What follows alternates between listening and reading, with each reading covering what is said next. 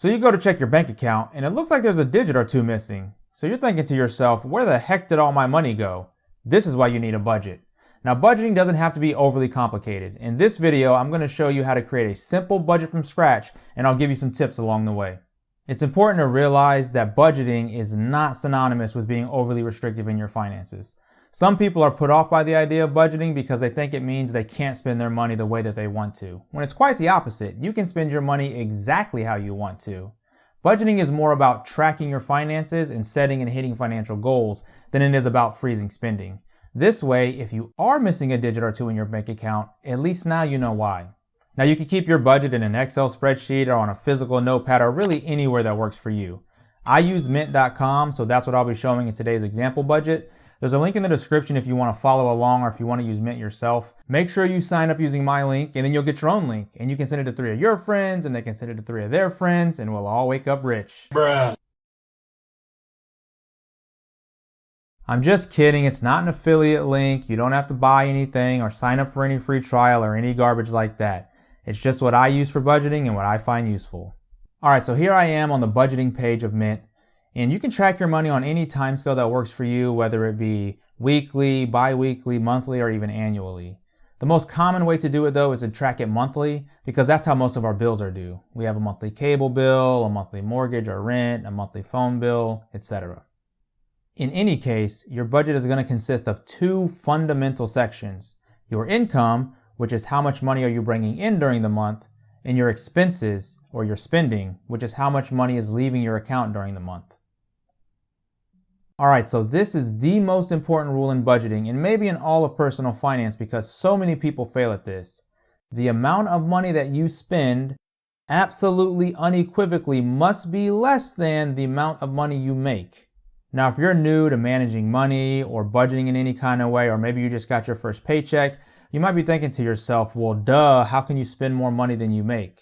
Well, you'd be surprised. Unfortunately, through high spending on credit cards and advances and other types of borrowing, it's very easy to spend more money than you make, and a considerable percentage of Americans live this way. But if you make a habit of spending more than you make, you're going to spend the rest of your life living paycheck to paycheck playing catch up, trying to pay last month's bills with this month's money. And it doesn't matter how much money you make. To quote Dave Ramsey, you can't out-earn stupidity. There's people making $10,000 a year who live paycheck to paycheck. There's people making $300,000 a year living paycheck to paycheck. So if you don't take away anything else from this video, please understand that you need to spend less than you make and live within your means. So at the top of your Excel spreadsheet or the top of your notepad or here in Mint, you're going to put your income. And here we're talking about after-tax money, the money that's actually going to show up in your bank account. I normally do my budgets on the first of every month, so in this case, we would enter the amount of money that I plan to have during the month. For this example, let's just say I'm going to make $3,000 this month. So to create that budget in Mint, I would just hit Create Budget, and then in the drop-down for the category, I would go to Income, and then you could just select, for example, Paycheck. And then you enter the amount that it's going to be. In this case, we said for the example, we would do $3,000 and then save. So here you can see we're now showing that we have an income of $3,000 and spending of $0. So left over right now is $3,000. Now it's up to you how you list your money. If you get paid multiple times per month, you could list multiple paychecks or you can list it as a lump sum. It's just a personal preference, but you want to make sure that you account for all of it. And you also want to make sure that you put all of your income. For example, in May, maybe you're getting a tax refund. So you would also list that as income, not just your regular paychecks from your job. So just to mix it up a little bit, I'll actually delete the budget that we just added. And we'll add 2 paychecks because we're going to get paid twice. And again, you can do this as 2 paychecks or 1 paycheck. That's really just a preference, but it's up to you on which one you want to do. So we could do paycheck 1 is going to be $1,500. And then we can also say that paycheck 2 is going to be $1,500.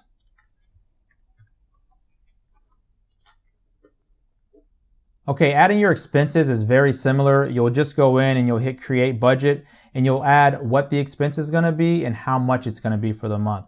So first up, I'll just add something like our rent. So we go to Home and then we go to Mortgage and Rent. And let's say our rent is going to be $1,200. And then you see that it shows up. We've got our 2 paychecks, paycheck 1, paycheck 2. And then we've got our rent at $1,200. And over here on the right, we can see that we have an income of $3,000 and a spending of $1,200, and currently left over is $1,800. So adding each expense item is the exact same way that I just added the mortgage and rent. So in the interest of not wasting your time, I'm going to go ahead and add a bunch more line items, and then I'll be right back. All right, so we're back. I filled out some line items. I filled out some expenses. So we've got stuff like auto insurance, auto payment, cable and internet, mobile phone, investing, saving, groceries, mortgage and rent. A couple of things I want you to notice. At the top here, we have an income of $3,000 and a spending of $3,000, and it shows that the leftover is zero. What this is called is zero-based budgeting. And this is a very good method to use in your budgeting, and make sure that all of your money is accounted for and all of your dollars are allocated. So what you want to do is look at your income and create enough spending and expenses line items to account for all dollars in your income. So we've got $3,000 in income. We need to come up with $3,000 worth of expenses so that our income minus our expenses is exactly $0. Now, hopefully your regular bills are less than your income, and you can use the money that's left over to create line items for financial goals, such as paying down debt, saving, or investing, or any number of other financial goals that you may have. Now, you want to make sure that you make your budget realistic and you account for all of the things that you're going to be spending money on. So for example, when we added our groceries, we also added a line item for fast food or eating out, because in all likelihood, you're not only going to eat out of the grocery store during the month. There might be times when you want to eat out or order out or something like that. Or maybe not, but if you do, you want to make sure that you create a line item for that. Now, there are two special spending categories that I want to discuss that I think every budget should include. The first is what I call discretionary spending or fun money.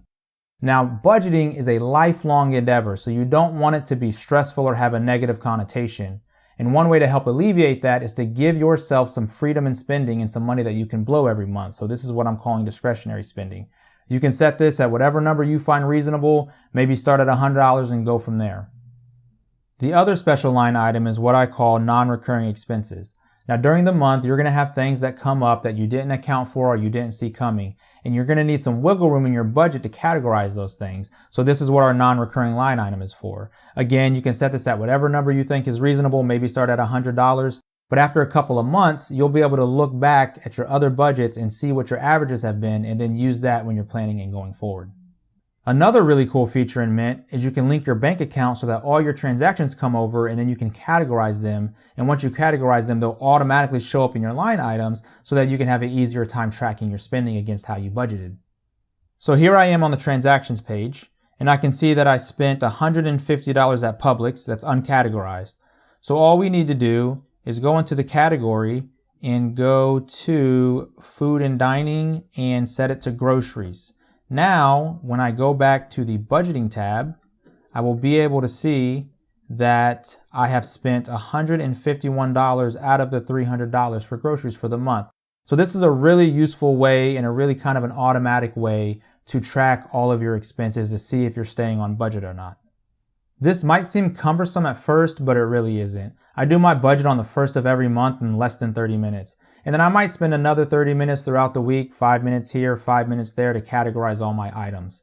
But if you really wanted to, Mint has a tool where you can set up rules to categorize all your items. For example, you could say, make all transactions from Publix automatically go into my groceries line item. That way you don't even have to deal with it. And every time you spend your money at Publix, it'll automatically show up under groceries.